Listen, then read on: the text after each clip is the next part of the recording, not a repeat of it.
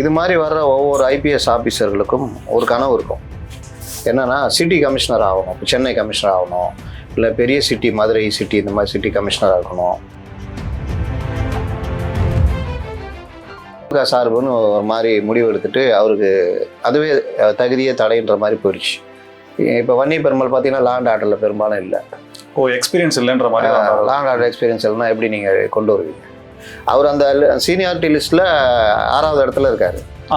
6வது இடத்துல இருக்காரு. அவர் கீழே 2 பேர் இருக்காங்க.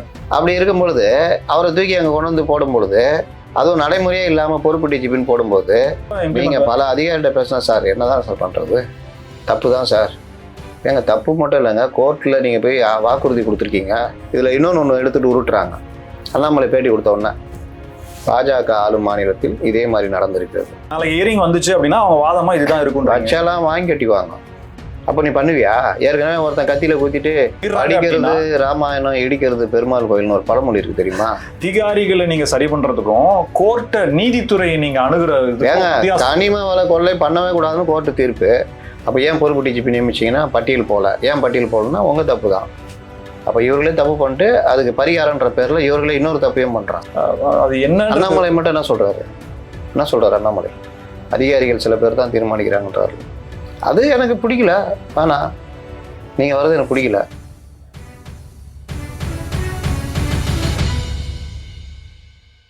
நேயர்களுக்கு வணக்கம். நம்மோடு பத்திரிகையாளர் அப்துல் முத்தலிப் இருக்கிறார், பேசலாம் சார். வணக்கம். சட்டம் ஒழுங்கு பொறுப்பு டிஜிபியாக வெங்கட்ராமன் நியமிக்கப்பட்டிருக்கிறார். பல குளறுபடிகள், பல விதிமீறல்கள், இது சட்டத்திற்கு புறம்பானதுன்ற கம்ப்ளைண்ட்லாம் வருது. உங்களுடைய பார்வை? தமிழ்நாட்டில் எல்லா மாநிலங்களிலுமே ஐபிஎஸ் அதிகாரிகள் எஸ்பி லெவலில், ஏஎஸ்பி லெவலில் சேருவாங்க. படிப்படியாக அவர்கள் பதவி உயர்வு பெற்று எஸ்பி, டிஐஜி, ஐஜி, ஏடிஜிபி, லாஸ்ட்டில் டிஜிபி. இதுக்கு 30 வருஷம் ஆகிடும். இது மாதிரி வர்ற ஒவ்வொரு ஐபிஎஸ் ஆஃபீஸர்களுக்கும் ஒரு கனவு இருக்கும். என்னென்னா சிட்டி கமிஷனர் ஆகணும், இப்போ சென்னை கமிஷனர் ஆகணும், இல்லை பெரிய சிட்டி மதுரை சிட்டி இந்த மாதிரி சிட்டி கமிஷனராக இருக்கணும், ஜோனல் ஐஜியாக இருக்கணும். லாஸ்ட்டில் பணி முடியும் பொழுது DGP, law and order DGP, அதாவது HOPF, head of the police force. அதாவது டிஜிபிகள் ஒரு 8-10 பேர் இருப்பாங்க. அவங்க எல்லாத்துக்கும் ஹெட்டு. அதாவது 2ஆக பிரிக்கிறாங்க. தமிழ்நாடுடைய இது எப்படின்னா லா அண்ட் ஆர்டர் ஏடிஜிபின்னு இருப்பார். அவரு கீழே ஜோனல் ஐஜிகள் இருப்பாங்க. அது கீழே சரக டிஐஜிகள், அது கீழே எஸ்பிகள். இந்த செட்டப்பு மாவட்ட எஸ்பிகள்னு சொல்லுவாங்க. இது இல்லாம கமிஷனரேட்டுகள்னு இருக்கும். கமிஷனர் இது இப்போ சென்னை, மதுரை, கோவை. குவாலிஃபிகேஷன் ஒண்ணுதான், எக்ஸ்பீரியன்ஸும் ரேங்க் ஒண்ணுதான், பதவி மாறுபடும். இதுல லா அண்ட் ஆர்டர் ஏடிஜிபி கீழே டிஸ்ட்ரிக்ட் எல்லாம் வரும். கமிஷனரேட்டுன்னு சொல்றாங்க. அப்போ சென்னை, மதுரை, கோவை, திருச்சி, திருப்பூர் இதெல்லாம் லா அண்ட் ஆர்டர் ஏடிஜி கீழே வராது. டைரக்டா கமிஷனர் HOPF தலைமை டிஜிபிக்கு கண்ட்ரோல். இது எல்லாத்தையும் கண்ட்ரோல் பண்ணுறது தலைமை டிஜிபி. இது இல்லாமல் டிஜிபிகளில் ஃபயரு, கோஸ்டலு, ஃபுட்செல்லு, பிரிசனு, இந்த மாதிரி பல இது இருக்குது. அதை எல்லாத்துக்கும் எல்லா டிஜிபிக்கும் சேர்த்தும் ஒருத்தர் தான் மொத்தமாகவே காவல் துறை அப்படின்னாலே. HOPF டிஜிபிக்கள், லா அண்ட் ஆர்டர் ஏடிஜி, அவரு கீழே ஒரு செட்டப்பு, கமிஷனரேட்டுகள், இப்படி ஒரு செட்டப்பு. அது HOPF தான் மெயின். அவருக்கு மேலே உள்துறை செயலர், அதுக்கு மேலே சிஎம். இப்போ இதில் HOPF தான் தமிழ்நாட்டுடைய மொத்த இதுக்கும் அவர் தான் பொறுப்பு. இந்த பதவிக்கு வர்றதுக்கு ஒரு பெரிய போட்டி, கனவு எல்லாமே இருக்கும். அதுவும் அந்த டைமில் வரும் பொழுது நீங்கள் அரசாங்கம் உங்களுக்கு ஆகாத அரசாங்கமோ இல்லை ஏதோ ஒரு வகையில் முத்திரை கூட்டப்பட்டிருந்தாலோ அவர்கள் வர முடியாமல் போவோம். நல்ல தகுதி இருந்தார். இப்போ AK விஸ்வநாதன் நம்பர் 1 தகுதி இருந்தார்.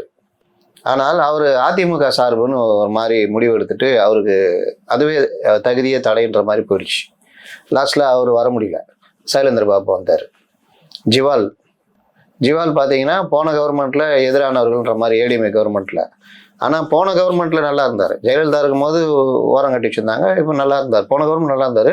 இந்த கவர்மெண்ட் வந்தோன்னா நல்ல போஸ்டிங்கு, கமிஷனரு, அப்படியே இதுன்னு வந்துட்டார். இப்போ இருக்கிறவங்களில் சீமா அகர்வால், அவங்க AK விஸ்வநாதனுடைய மனைவி, அதே பேட்ச் 90 பேட்ச். அவங்க தான் டாப் மோஸ்ட் இதில் இருக்காங்க. அதுக்கு கீழே அடுத்து ரத்தோர் சென்னை கமிஷனர் இருந்தார். அவர் நல்ல ட்ராப்போல இருந்தார். என்னன்னா சில அதிகாரிகளுக்கு மற்றவர்களுக்கு இப்போ சிஎம் கீழே இருக்கவங்களுக்கு சில பேருக்கு ஒத்து வரல போல. இப்போ அவரு ராஜீவ்குமார்னு ஒருத்தர், அவர் பெரும்பாலும் லா அண்ட் ஆர்டர்லாம் இருந்ததில்லை. அதனால ரொம்ப பேருக்கு தெரியாது. அடுத்து இந்த மாதிரி ஒரு 8 பேர் இருக்காங்க. அந்த இதுல பாத்தீங்கன்னா அபய்குமார் சிங், வன்னிய பெருமாள், அபய்குமார் சிங் முடிஞ்சிச்சு 6 மாசம். இந்த இதுல வந்து அந்த பதவிக்கு வரும்பொழுது 6 மாசம் சர்வீஸ் இருக்கணும் அவங்க. அதுல அபய்குமார் சிங் 2 இயர்ஸ் இருக்கணும் சர்வீஸ். முன்ன கொண்டு வந்தாங்க. முதல்ல 2010 சுப்ரீம் கோர்ட்டே ரூல் கொண்டு வந்திருக்குன்னு சொல்லி அண்ணாமலை கோர்ட் 2010 கொண்டு வந்தாங்க. அதற்கு பிறகு 2 வருஷம்னா ரொம்ப பேர் வர முடியாம போகுது. ரொம்ப ஜூனியர் லெவல்ல இருக்கவங்க தான் மேல வர மாதிரி இருக்கு. அதனால அந்த மாதிரி வேணாம், ஒரு 6 மாசம் வைங்கன்னு சொன்னோம்னா 6 மாசமா மாத்தினாங்க. அதுலதான் 6 மந்த் மேக்ஸிமம் ஒன்னா இருக்கலாம். அப்போ இந்த மாதிரி 6 மாசம் சர்வீஸ்ல அபய்குமார் சிங் அடிபடுவார். ஏன்னா அந்த ஜனவரி ரிட்டையர் ஆகுறாரு. 4 மாசம் தான் இருக்குது. சீமா அகர்வால்லாம் அப்படி இல்லை, அவங்களுக்கு ரிட்டையர்மெண்ட் ஏஜ் இருக்குது. அதை தவிர மற்ற எல்லாருக்குமே இருக்கு. 8 பேர் இருக்காங்க. அதுல வந்து இப்போ வெங்கட்ராமன் வரைக்கும் இருக்காங்க. வெங்கட்ராமன் கீழே 2 பேர் இருக்காங்க. சஞ்சய் மாத்தூர்னு ஒருத்தர், இன்னொருத்தர். மொத்தம் 8 பேர் இருக்காங்க. அந்த 8 பேர் பேனலை அங்க அனுப்புவாங்க. யாருக்கு? யூபிஎஸ்சிக்கு. இது உச்சநீதிமன்றம் ஏற்கனவே 5 பேர் பண்ணலாம் சார், 8 பேர் பண்ணலாம். 5 பேர் ஷார்ட் லிஸ்ட் பண்ணி 10 பேர் 15 பேர் இருந்தா கூட அனுப்புவாங்க. 30 வருஷம் சர்வீஸ் முடித்த டிஜிபி லெவல்ல இருக்கவங்களும் அனுப்புவாங்க.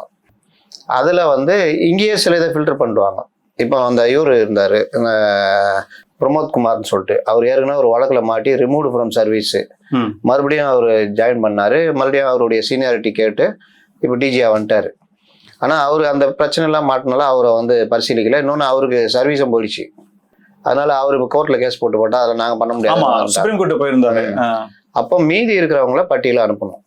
அதுல டாப் மோஸ்ட் சீனியர்கள்ல நேர்மையாக சர்வீஸ்ல எந்த சஸ்பென்ஷன் ஆகாம, அதாவது ஒரு மற்ற இது லஞ்சம் வாங்கியோ இல்லாட்டி ஏதோ ஒரு பிரச்சனையில சார்ஜ் மெமோ வாங்கியோ இந்த மாதிரி எதுவுமே இல்லாம ஒழுங்கா அந்த ஐடி தாக்கல் பண்ணா கூட ரிஜெக்ட் பண்ணுவாங்க சர்வீஸ் பீரியட்ல. இந்த மாதிரிலாம் இல்லாம இருக்கிற ஒரு 3 பேரை அதுல லேண்ட் ஆர்டர்ல ஒர்க் பண்ணிருக்காங்கலாம் செக் பண்ணுவாங்க. இப்ப வன்னி பெருமாள் பாத்தீங்கன்னா லேண்ட் ஆர்டர்ல பெரும்பாலும் இல்லை. எக்ஸ்பீரியன்ஸ் இல்லைன்ற மாதிரி. லேண்ட் ஆர்டர் எக்ஸ்பீரியன்ஸ் இல்லைன்னா எப்படி நீங்க கொண்டு வருவீங்க? ராஜீவ்குமாருக்கும் அந்த பிரச்சனை இருக்கு. அப்போ அந்த மாதிரி லேண்ட் ஆர்டர்ல இது எல்லாத்தையும் பார்ப்பாங்க. எல்லாத்துலயும் ஃபர்ஸ்ட் நிக்கிறது சீமா அகர்வாலும் ரத்தோரம் இருக்காங்க. சந்தீப் ராய் ரத்தோர். ஆமா. 3வது ராஜீவ்குமார் வந்துடுறாரு. அப்போ இந்த பட்டியல் தான் வரப்போகுதுன்னு எல்லாருக்குமே தெரியும். 8 பேர் அமிச்சா இந்த 3 பேர் தான் வருவாங்கன்னு. அப்ப இவங்கள யாராவது நியமிக்கணும். அப்ப இவங்க என்ன பண்றாங்கன்னா, இப்ப சிஎம்க்கு என்ன இவங்க மேல கோவமா? அவருக்கு யாருன்னே தெரியாது இவங்களெல்லாம். அப்ப யாரு இங்க வந்து நடுவுல விளையாடுறா? நீங்க திமுக காரங்களை கேட்டா எனக்கு சீமா அகர்வாலை பிடிக்காது, எனக்கு ரத்தோரை பிடிக்காதுன்னு சொல்லுவாங்க. அவங்களுக்கு எதுக்கும் சம்மந்தமே இல்லை. ராமா ஆண்டாலும் ராவணா ஆண்டாலும் எங்களுக்கு எவ்வளவு, எங்களுக்கு எங்க தளபதி இருக்காரு. முதல்ல பேசிக்கான ஒரு கொஸ்டின் கேட்கறேன். இப்போ கவர்மெண்ட் எதுவா இருக்கட்டும், டிஎம்கேவா இருக்கட்டும், ஏடிஎம்கேவா இருக்கட்டும், ஈவன் பிஜேபி காங்கிரஸ் யாரா வேணா இருக்கட்டும், ஒரு லாண்ட் ஆர்டர் இஷ்யூவோ இல்ல ஏதாவது மேஜர் டெசிஷன் இருக்காங்க அப்படின்னா அவங்க இன்ஃபார்ம் பண்ணிட்டு என்ன பண்ணலான்ற டிஸ்கஸ் பண்ணிட்டு தானே அவங்க இம்ப்ளிமெண்ட் பண்ணுவாங்க. அரசை மீறி எதுவும் பண்ண முடியாது இல்ல சார். அப்போ இப்போ நீங்க சார்பு இல்லன்ற நியமிக்கும் போதே பண்ணீங்கன்னா இப்ப நீங்க என்ன தப்பு பண்ணாலும் அதை எப்படி கொண்டு வர அப்படிங்கறத இங்க தான் என்ன சொல்றாங்கன்னா, அரசியலை இதுல நுழைக்காதீங்க. இது முறையா உச்சநீதிமன்றம் இந்த மாதிரிலாம் நடந்துச்சு ஏற்கனவே. எனக்கு என்ன நியமிப்பாங்க, தூக்கிடுவாங்க. ரிட்டையர் ஆனவரை கொண்டு வந்து ஆலோசகர்னு போடுவாங்க. இல்லாட்டி ரிட்டையர் ஆகுது ஒரு நாளைக்கு முன்னாடி மறுபடியும் இது தனக்கு வேண்டியன்றதுனால எக்ஸ்டெண்ட் பண்ணுவாங்க. திடீர்னு அவர் பிடிக்கலன்னு 1 வருஷத்துல கிளம்புவாங்க. இது எல்லாத்தையும் பரிசீலிச்சு வந்து 2 வருஷம் கையே வைக்க முடியாது. கவர்மெண்ட் நினைச்சா கூட பண்ண முடியாது. நியமிச்சா 2 இயர்ஸ் இருந்துதான் ஆகணும். இல்ல ரிட்டையர்மெண்ட் வரைக்கும் ஒரு 2 இயர்ஸா ஒரு 6 மாசம் ரிட்டையர்மெண்ட்னா கவர்மெண்ட் நினைச்சா ரிட்டையர்மெண்ட் வரைக்கும் எக்ஸ்டெண்ட் கொடுக்கலாம். அப்போ இந்த மாதிரி அதுக்கப்புறம் அவருக்கு இணையாக இன்னொரு பொறுப்பு டிஜிபி, ஸ்பெஷல் டிஜிபி, இணை டிஜிபி, இல்லாட்டி கிரைம் டிஜிபி, இல்லாட்டி இன்டெலிஜென்ஸ் டிஜிபி, இந்த மாதிரி எதுவும் போடக்கூடாது. அப்புறம் ஆலோசகர்னு ஒருத்தரை கொண்டு வந்து போட்டுக்கிட்டு அவர் தான் எல்லாம் பவரை வந்து டைலூட் பண்றது. இந்த வேலை எல்லாம் பண்ணவே கூடாதுன்னு ஆர்டர். 2வது இந்த தமிழ்நாடு மட்டும் இல்ல, ஆல் ஓவர் ஸ்டேட். 2வது இந்த மாதிரி ஏதாவது திருகுத்தாளம் பண்ணி உங்க இஷ்டத்துக்கு யூபிஎஸ்சிக்கே அனுப்பாம டிஜிபிகளை நியமிக்க கூடாது. அது கண்டெம்ட் அப்படின்னு இப்ப நடந்திருக்கிறது அந்த வருங்களா? ஆமா, வேற என்ன. அப்போ இவ்வளோ இருக்கும் பொழுது இந்த 2018 தான் இது ரொம்ப ஸ்ட்ராங்கா இம்ப்ளிமெண்ட் ஆச்சு. அதற்கு பிறகு பாத்தீங்கன்னா தமிழ்நாட்டில் பக்காவா கரெக்டா நடந்துட்டு வந்தது. நடுவில் ஒரே ஒரு தடவை ஏடிஎம்கே ஸ்பெஷல் டிஜிபின்னு ராஜேஷ் சார்ஸை போட்டாங்க. அப்புறம் அவர் கோளாறு பண்ணி ஒன்றும் இல்லாமல் போயிட்டாரு. அதனால அது இல்லை. ஆனால் அந்த மாதிரியும் போடக்கூடாது, ஸ்பெஷல் டிஜிபினும் போடக்கூடாது. இது ஒரு பார்ட்டு. இப்போ இங்கே வந்து இவர்கள் இந்த வேலையை பண்றாங்க. இவர்களுக்கு 8 பேர் அனுப்புறதுல பிரச்சனையே இல்லை. சிஎம் கேட்டால் கூட அவருக்கும் பிரச்சனை இருக்காது. உதயநிதியை கேட்டால் கூட அவருக்கும் ஒன்றும் இருக்காது. அப்போ எங்க யாரு இதை தடுக்கிறா அப்படின்றது ஒரு மில்லியன் டாலர் கேள்வி. சார் இந்த இந்த அப்ஜெக்ஷன் நீங்க ஸ்ட்ராங்கா வைக்கிறீங்க, இது வந்து அரசாங்க லெவல்ல இது நடக்கலன்றீங்க. ஏங்க இந்த அதிகாரிகளை பத்திலாம் இவங்களுக்குலாம் இப்போ ஜெயலலிதா இருந்தாங்கன்னா அவங்களுக்கு அதிகாரிகளுக்கு தெரியும்.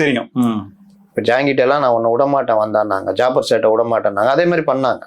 இங்கே இவர்கள் இப்போ இருக்கிற சீமா அகர்வாலோ இல்லாட்டி ரத்தோரோ யாருக்கும் எதிரியா ஒரு கவர்மெண்ட்டுக்கு இது மாதிரி எல்லாம் போனது கிடையாது. ஏன் இப்ப இவரே ஜிவால இருந்த கவர்மெண்ட்னு சொல்றத வந்து டிஎம்கேவுக்கு ஆப்போசிட் கோட் அந்த அண்டர்லைன் பண்றாங்க அவங்க ஆக்சுவலா, அதனாலதான் இல்ல அப்படின்றதும் வருது இங்க. அதை வெளியே சொல்லாம பண்றாங்க. ஆனா அது யாருக்கு அப்படின்னா அது இருக்கணும்ல. அப்ப எங்கேயோ எப்படியோ தவறு நடக்குதுன்றது எல்லாருக்கும் தெரியும். நான் இதை எப்படி எடுத்துக்கிறேன் சார், சட்டவிரோத செயல் செய்பவர்களுக்கு, சட்டத்திற்கு புறம்பாக செய்பவர்களுக்கு, தவறு செய்பவர்களுக்கு, திமுக அரசுக்கு மட்டுமாமல் மக்களுக்கு அச்சுறுத்தலாக இருப்பவர்களுக்கெல்லாம் இவர்கள் சிம்மசப்பனமாக இருப்பார்கள். அதெல்லாம் கிடையாதுங்க, அந்த மாதிரிலாம் கிடையாதுங்க. டிஜிபி வந்து இப்ப இவர் இருந்தாரு ஜிவாலு, இவர் யாரு ரொம்ப பேரு இவரை கன்சல்ட் பண்ணாம கூட இருந்தாங்க. அதுதான் சார் சொல்றேன். இப்ப என்னன்னா ஜிவாலு யாரு, சட்டம் ஒழுங்கு கண்ட்ரோலே இல்லைன்ற குற்றச்சாட்டு வைக்கிறாங்க. அது ஒண்ணு. ஜிவாலு யாரு, இவன் கவர்மெண்ட்டுக்கு ஆதரவானவர் தான். அவருக்குன்னு ஒரு போஸ்டே உருவாக்கி இப்போ கொடுக்குறாங்க. அதுவே வந்து நடைமுறைக்கு இல்லாத. ஆமா, அதுதான் சொல்றேன். இந்த மாதிரிலாம் பண்றதெல்லாம் தவறுன்ற. அப்ப இந்த மாதிரி ஜிவாலுக்கே நீங்க பல ஏடிஜிபிகள் அவரை மதிக்கிறது கிடையாது. அந்த மாதிரிலாம் அவருக்கு நடந்தது. பல விஷயங்கள் அவருக்கு தெரியாமல்லாம் இருந்தது. அப்புறமா உபசார விழால நிறைய பேர் கலந்துக்கலன்னு சொல்றாங்க சார். இவர் பதவி ஏற்கிறதுலயும் கிட்டத்தட்ட 1 மாசமா 2 மாசம், என்ன மாதிரியான 1 மாசமோ 2 மாசமோ நம்ம எதுக்கு போனோம் தெரியுதா? இப்போ ஒரு பயமோ இல்ல ஒரு நமக்கு கடமை உணர்ச்சி ஒன்று இருக்குல்ல, ஒரு டிஜிபி பதவி இருக்காரு நம்ம எல்லாம் கலந்துக்கணும் அப்படின்ற உணர்வு கூட இல்ல அதிகாரிகளுக்கு. இது என்ன ஆகும்னா, நேற்று கூட யாரும் பேசியிருந்தாங்க, இந்த மாதிரி கவர்மெண்ட் இந்த மாதிரி வேலையெல்லாம் செஞ்சா போலீஸ் அதிகாரிகளுக்குள்ள வெறுப்புணர்வு வரும், கோஷ்டி வரும், ஒரு மாதிரி செயல்பாடின்மை வரும், தயக்கம் வரும். அண்ணாமலை கோட் பண்ணாரு. அப்ப இந்த மாதிரி விஷயங்களுக்கு அரசு துணை போகக்கூடாது. இல்ல சார், அவர் இன்னொன்னு என்ன சொல்றாருன்னா, அதிகாரிகளுக்குள்ள சண்டை மூட்டி விடுற வேலையை அரசு பாக்குதா அப்படின்ற சந்தேகத்தை ஒரு கேள்வியாளர். இவனுக்கும் வருமா வராதா? இப்ப வெங்கட்ராமன் அற்புதமான மனிதர், நேர்மையாளர், அமைதியானவர், யாருக்கும் எந்த இது பண்ணாதவர், இந்த கன்னிங் ஒர்க் எல்லாம் பண்ண மாட்டார். அவர் உண்டு, அவர் ஒர்க் உண்டு தான் இருப்பார். இது வரைக்கும் அவர் சர்வீஸ் அப்படிதான். ரொம்ப அற்புதமான மனிதர். ஆனா அவருக்கு பொறுப்பு டிஜிபின்னு இப்ப கொடுக்கும்போது மத்தவங்களுக்கு அவர் மேல கோபம் வரும்ல. ஆனா அவரு பாவம், அவருக்கு ஒன்றும் சம்மந்தமே இல்லை. அவர் அந்த சீனியாரிட்டி லிஸ்ட்ல 6வது இடத்துல இருக்காரு.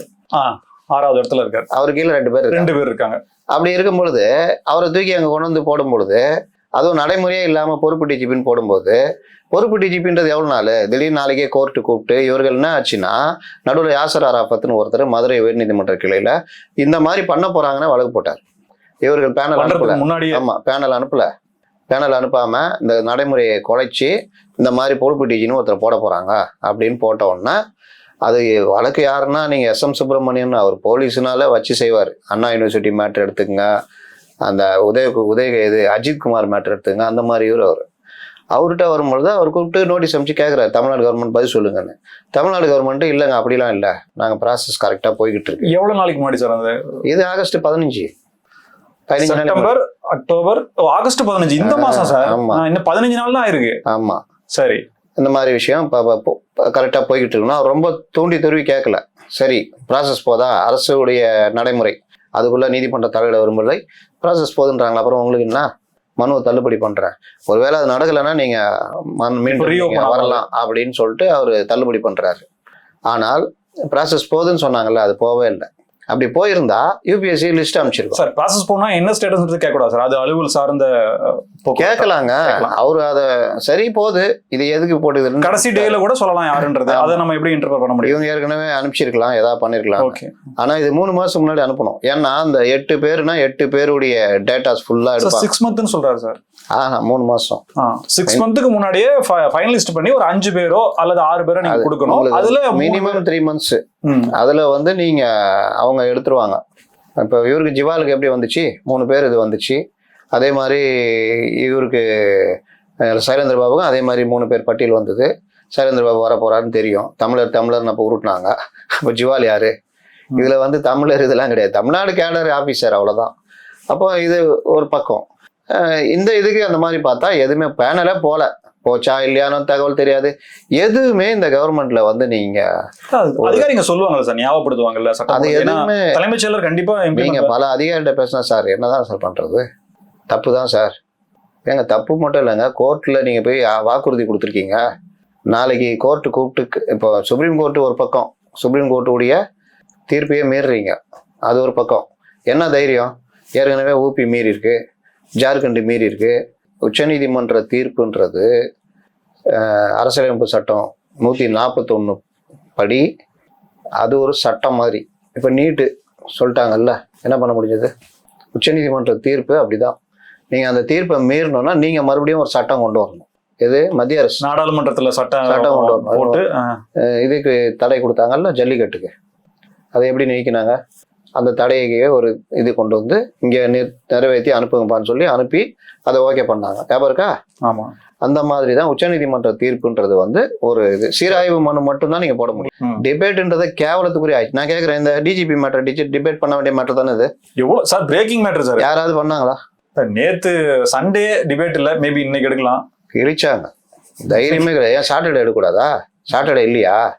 நான்லாம் சனிக்கிழமை போட்டேன். ஏன் இது ஒரு வாரமா அதை ஓடிட்டு தானே இருக்கு. சொன்ன கடைசி நாள் இன்னைக்கு யாருன்றது அறிவிச்சாதான் நாளைக்கு அவர் பதவியில இருந்து போனாங்க. ஜிவால் வந்து சனிக்கிழமை பிரிவு போச்சு.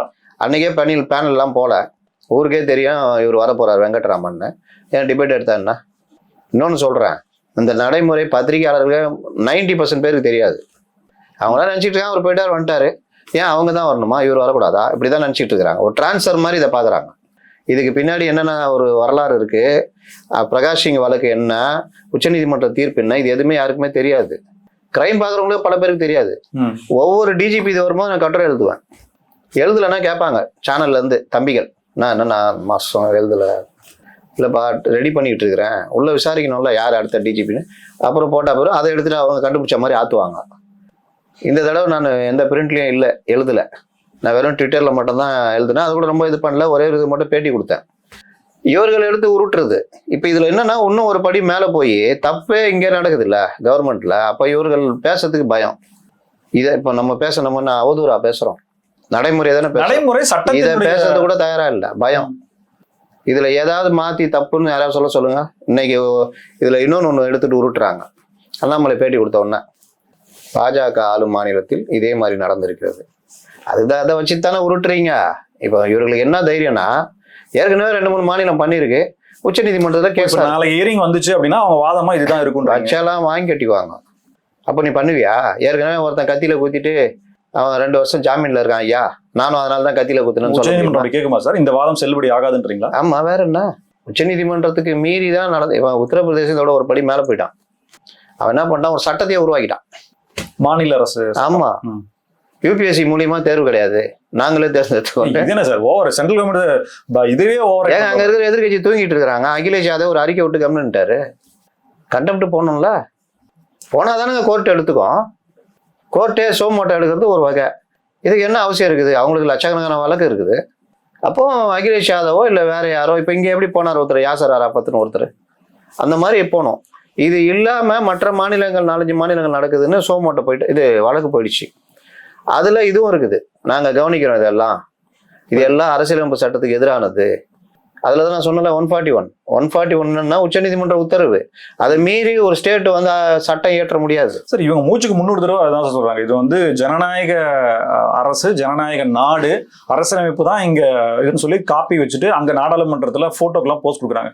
அந்த சட்டத்தை இவங்க அடிக்கிறது ராமாயணம், இடிக்கிறது பெருமாள் கோயில்னு ஒரு பழமொழி இருக்கு தெரியுமா சார்? நான் அடிக்கிறது அரசியலமைப்பு சட்டம், இடிக்கிறது. இப்ப இந்த பொறுப்பு டிஜிபி நியமிக்கப்பட்டதுல ஏற்படக்கூடிய சட்ட சிக்கலுக்கு என்ன எதிர்கொள்வோம், அதுக்கு நம்ம என்ன பண்ணணும்ன்ற அளவுக்கு திமுக யோசிச்சு வச்சுன்னு நினைக்கலாமா?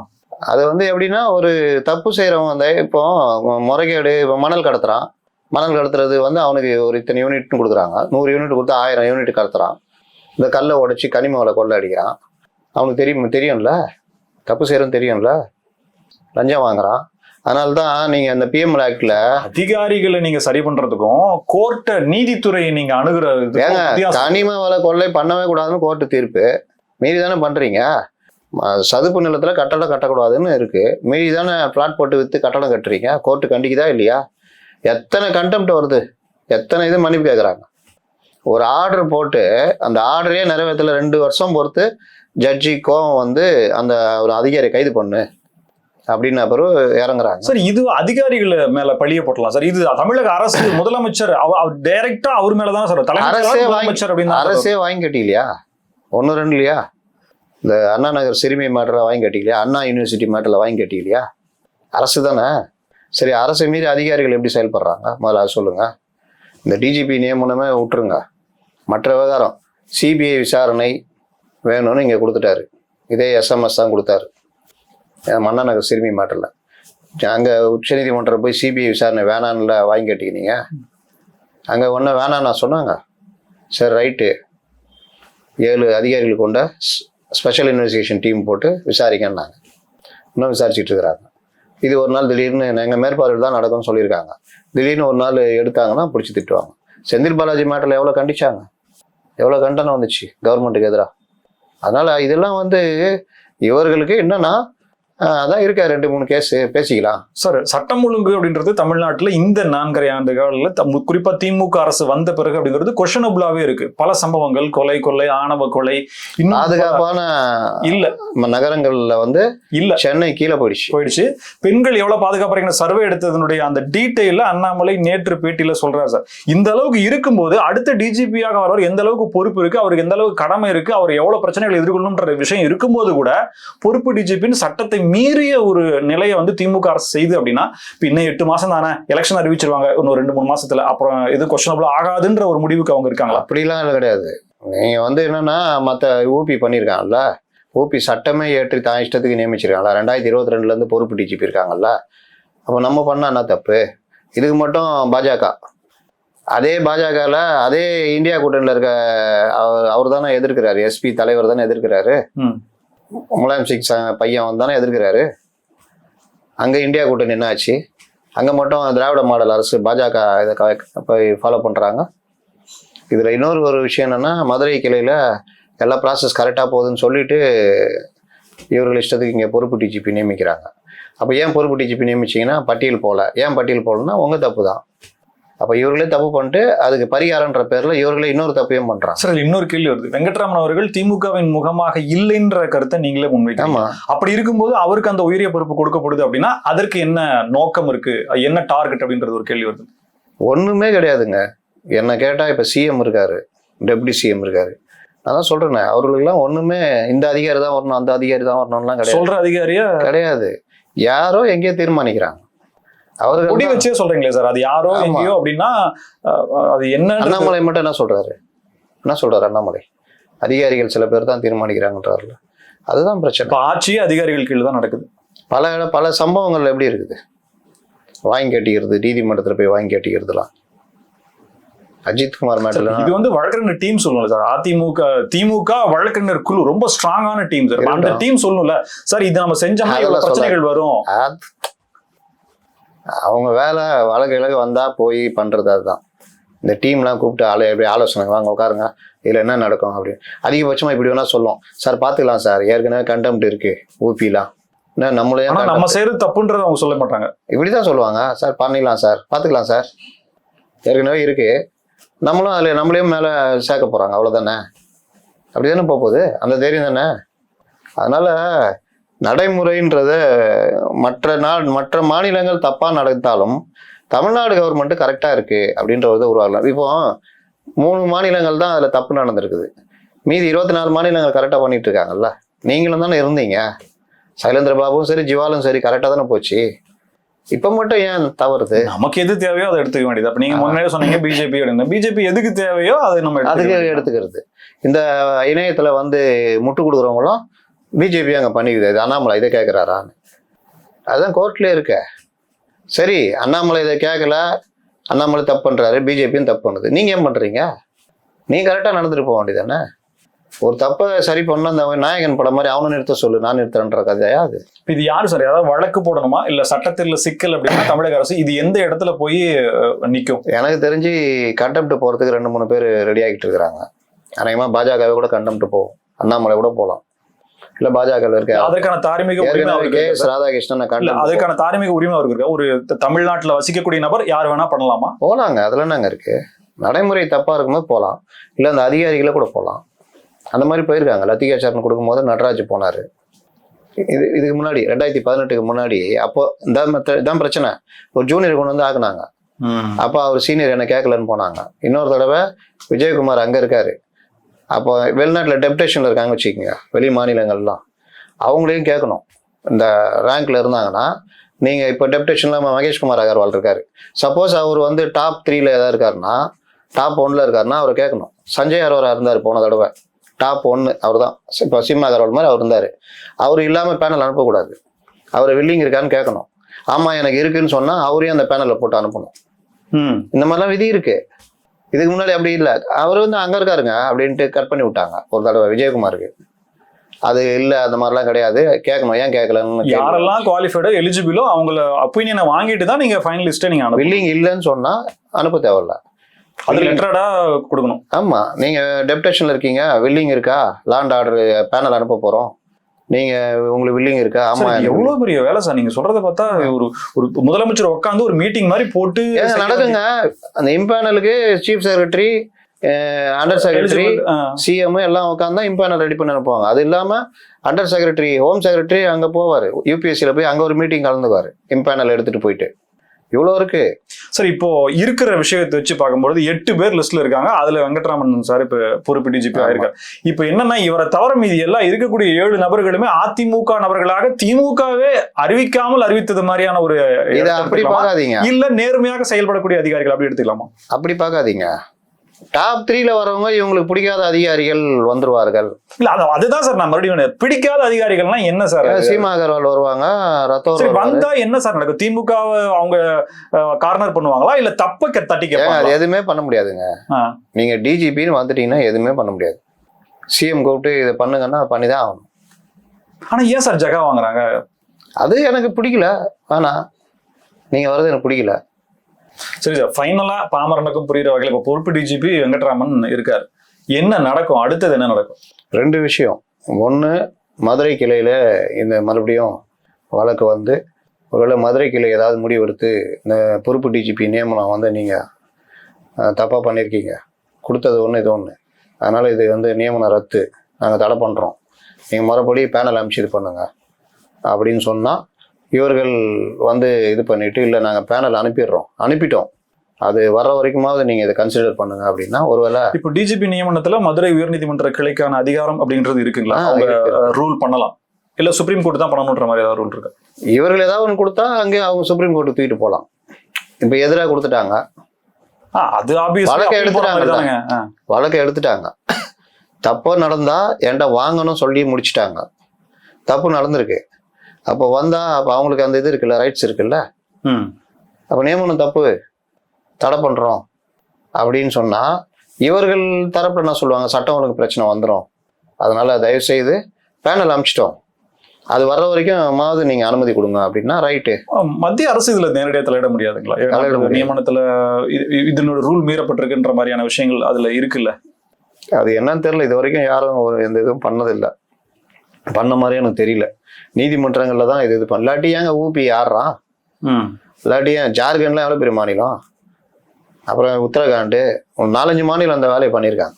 எனக்கு என்ன நியமிக்கிறது? வெஸ்ட் பெங்கால் கூட அதில் இருக்கு. இந்த வெங்கட்ராமன் நியமனத்துல நீதிமன்றம் ஏதாவது வழிகாட்டுதல் கொடுத்துச்சு அப்படின்னா ஏற்கனவே மீறிய 3 மாநிலங்களுக்கான உத்தரவாத வழக்கு இருக்கு. போன ஜூலைல தலைமை நீதிபதி அமர்வுல 3 பேர் பெஞ்சில் இருக்கு. அதனால அதுல ஒரு தீர்ப்பு வரும்பொழுது இன்னும் கொஞ்சம் ஸ்ட்ராங்கா இருக்கும். மிக்க நன்றி சார் தகவலுக்கு. நன்றி. நேயர்களை மீண்டும் சந்திப்போம், இணைந்திருங்கள். நன்றி நேயர்களே.